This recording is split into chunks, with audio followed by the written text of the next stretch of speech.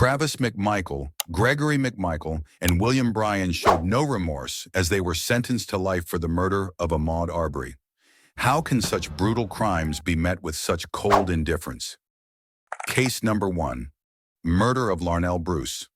In August 2016, an act of pure racial hatred unfolded outside a 7-Eleven in Gresham, Oregon. Russell Courtier, a known member of the white supremacist gang European Kindred, got into a confrontation with 19-year-old Larnell Bruce, a black teenager. What started as a brief fight escalated into something far more horrifying. When Bruce tried to flee after the altercation, Courtier, consumed by rage and fueled by his racist beliefs, chased him down in his red Jeep. Bruce, knowing the danger he was in, tried to outrun Courtier, but the situation quickly became dire. Courtier accelerated his vehicle and struck Bruce on the street, critically injuring him. He died from his injuries just days later. The senselessness of this crime was chilling. Bruce had done nothing to provoke this violent attack other than being in the wrong place at the wrong time, confronted by someone who saw him as less than human because of the color of his skin. Courtier's actions were driven by deep-seated racial hatred, which was compounded by his history with the white supremacist group. This wasn't just a random act of violence.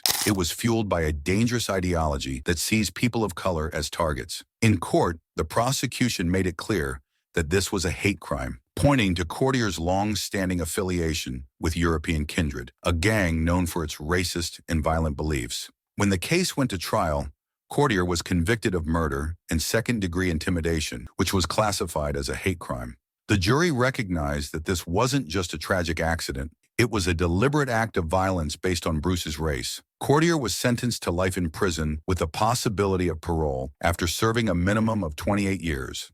The murder of Larnell Bruce highlighted the persistent dangers of hate crimes and the deadly influence of white supremacist gangs. Case number 2, Jeremy Christian, Max Train, stabbings. One of the most shocking hate crimes in recent years happened on May 26, 2017, on a crowded Max train in Portland. Jeremy Christian, a self-proclaimed white supremacist, boarded the train and began yelling racist slurs at 2 teenage girls, one of whom was wearing a hijab. Christian, visibly drunk and agitated, ranted about everything from decapitating heads to his hatred for people of color. As you can imagine, it was terrifying for everyone on board. But it wasn't just about words.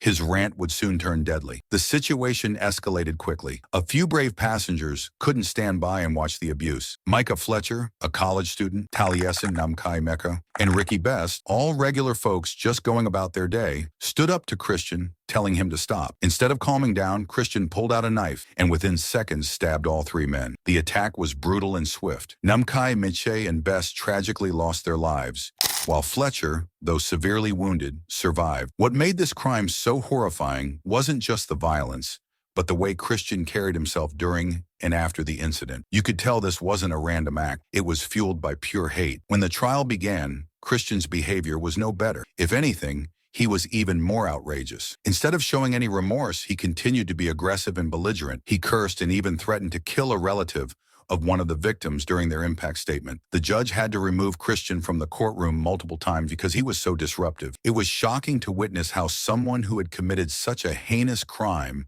could behave with such disdain for the process of justice. His actions in court only confirmed what many already suspected. This was a man with no remorse, no regret, and no understanding of the devastation he had caused. Throughout the entire trial, Christian remained unapologetic. He never once showed any sign of regret or offered an apology to the victims' families. Instead, he attempted to justify his actions as though he were the victim. This complete lack of empathy and humanity made the crime feel even darker. Christian's courtroom behavior only further solidified his status as a dangerous figure in the white supremacist movement. Case number 3, Kayla Norton and Jose Torres, terrorizing a child's birthday party. In July 2015, a black child's birthday party in Douglasville, Georgia, turned from a joyful celebration into a terrifying nightmare. Kayla Norton and Jose Torres, along with several other members of a Confederate flag-waving group called Respect the Flag, decided to target this innocent family event with one goal: intimidation. Armed with racist hatred, they drove a convoy of pickup trucks adorned with Confederate flags through the predominantly black neighborhood, shouting racial slurs and making threats. Things escalated quickly when the group stopped in front of the house where the birthday party was taking place. Children and their families, who had been enjoying the day, suddenly found themselves surrounded by hate-fueled strangers. Norton and Torres took it a step further, pointing a shotgun at the partygoers and threatening to shoot them. The group made it clear they weren't just there to wave flags. They were there to terrorize. It's hard to imagine the fear that must have gripped the parents and kids at that moment. What was supposed to be a celebration of life became a horrifying reminder of the racial hatred that still lurks in parts of the country. The police were called, and eventually the group dispersed, but the damage had already been done. The incident left the victims shaken and outraged. Norton and Torres were arrested and brought to trial for their actions. Norton, the mother of three, showed remorse during the trial, tearfully apologizing for what she had done. She claimed that this wasn't who she really was, but the damage her actions caused was undeniable. Torres, on the other hand, was convicted of aggravated assault for pointing the shotgun at the attendees. In the end, the judge didn't hold back in delivering their sentences. Torres was sentenced to 13 years in prison, while Norton received 6 years. The court recognized the severity of their actions, not just as a simple disruption, but as a deliberate act of racial intimidation. Norton's apology didn't undo the trauma she and Torres inflicted on that family, and the court made sure they paid for it. This case highlighted the hate-fueled intimidation tactics that still exist in certain parts of the U.S. Despite years of progress in civil rights, incidents like this remind us that racial hatred and violence are still very real for many people, especially in the South. The Confederate flag, once a symbol of the Confederacy, has been a controversial emblem for years, often used by hate groups to promote white supremacy and instill fear. Case number 4, Michael Amatullo.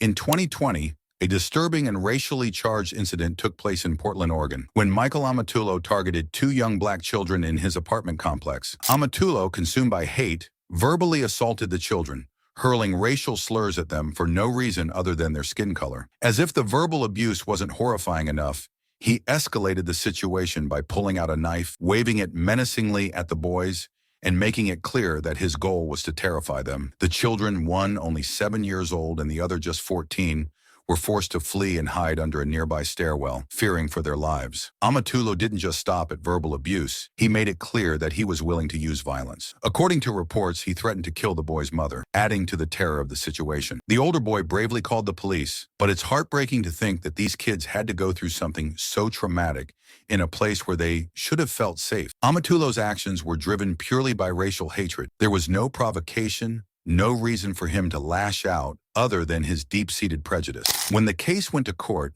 Amatullo showed no remorse for what he had done. He didn't apologize, didn't express regret, and didn't seem to care about the impact his actions had on those children and their family. The judge, however, was clear in condemning Amatullo's behavior, recognizing the long-term harm he had caused. His actions were not just an attack on those children, but on the entire community, highlighting how racial threats can strike at the very core of people's safety. In the end, Amatullo was sentenced to 3 years in prison for bias crimes and weapon charges. While it's good to see justice served, the case left many people reflecting on how vulnerable black families remain to racist threats, even from those living right next door. It also sparked conversations about the importance of standing up to racism and protecting those who are targeted by hate.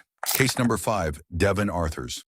The story of Devin Arthurs is a chilling example of how extremism and mental health issues can collide with devastating consequences. In 2017, Arthurs, once a dedicated neo-Nazi, experienced a radical change when he converted to Islam. Living in a Tampa, Florida apartment with 2 other neo-Nazi roommates, Jeremy Himmelman and Andrew Onshuk, Arthurs found himself in a tense and volatile situation. The ideological conflict between his new faith and the deeply rooted hate-filled beliefs of his roommates created an explosive environment, leading to a tragedy that no one could have predicted. On May 19, 2017, the tension in their apartment came to a deadly head. Arthurs, who had grown increasingly angry over his roommate's continued mockery and insults about his conversion to Islam, grabbed a gun and shot both Himmelman and Onshuk. Both young men were killed instantly, their lives ended by someone they had once considered a close ally in their shared extremist worldview. Arthurs later confessed that he had been enraged by their continued disrespect toward his new faith and claimed that his actions were the result of uncontrollable anger. When police arrived at the apartment, they discovered something even more alarming. Aside from the dead bodies of Himmelman and Onshuk, investigators found bomb-making materials, further evidence that Arthurs and his roommates had been involved in extremist plans. It was revealed that the 2 slain men had been planning violent attacks, which Arthurs claimed he wanted to stop by taking their lives. He stated that he was trying to prevent further bloodshed and that his actions were meant to halt the violence that his roommates had had been preparing to unleash. In court, Arthurs expressed remorse for killing his roommates, claiming that his goal had been to leave his extremist past behind and fight against hate. He spoke about how he regretted the murders and said he wished to dedicate his life to combating extremism, which he now saw as a dangerous and destructive force. However, despite his emotional testimony and apparent regret, the court held Arthurs accountable for the murders. He was sentenced to 45 years in prison, a significant punishment for the 2 lives he took in his moment of rage. Case number 6, Jeremy and Christine Moody. In 2013, South Carolina witnessed one of the most disturbing acts of vigilante justice when Jeremy and Christine Moody brutally murdered a registered sex offender and his wife. The Moodys, driven by their white supremacist beliefs and a twisted sense of justice, decided to take the law into their own hands. Their targets were Marvin Parker, a 59-year-old registered sex offender, and his wife, Gretchen. The couple believed that by killing Parker, they were doing society a favor. The Moodys plotted their attack meticulously. Posing as friendly neighbors, they approached the Parkers' home, lured them into a false sense of security, and then kidnapped them. Once inside the home, the attack was swift and brutal. They shot and stabbed Marvin and Gretchen Parker, leaving no chance of survival. This wasn't just about murder for the Moodys, it was a statement. They believed their white supremacist ideologies gave them the moral right to eliminate those they deemed unworthy of life. When police arrived and arrested the couple, what unfolded in court was nothing short of chilling. Most criminals, when faced with murder charges, show some degree of remorse, but not Jeremy and Christine Moody. In fact, they showed no regret at all. During the trial, both openly stated that they would gladly kill again if given the opportunity. Jeremy even told the court that killing Parker was the best day of his life. Their sense of moral superiority was fueled by their extremist beliefs, and they showed no hesitation in making it clear they had no regrets. The courtroom was filled with disbelief as the Moodys defiantly defended their actions. The prosecution presented the case as one of cold-blooded murder motivated by personal vendettas and racist ideologies. The defense, however, had little ground to stand on with the couple's openly unapologetic demeanor. In the end, the judge sentenced both Jeremy and Christine Moody to consecutive life sentences without the possibility of parole. Case number 7, Edgar Ray Killen. The story of Edgar Ray Killen is one of cold-blooded hatred and delayed justice, a grim chapter in America's civil rights history. Killen played a key role in the infamous 1964 murders of 3 civil rights activists, James Chaney, Andrew Goodman, and Michael Schwerner, an event that became known as the Mississippi Burning Case. The 3 men were in Mississippi working to register black voters during what was called the Freedom Summer. But in a place and time where racism was brutally entrenched, their efforts to make change came at the highest price. On the night of June 21, 1964, Killen, a member of the Ku Klux Klan and a Baptist preacher, organized and orchestrated the murder of the activists. He assembled a group of fellow Klansmen and local law enforcement officers to ambush Chaney, Goodman, and Schwerner after they were released from police custody. The men were beaten and then shot, and their bodies were buried in an earthen dam, not discovered for nearly 2 months. It was a horrifying crime that revealed the deep racial divides in the South and shocked the nation. When Killen finally stood trial decades later,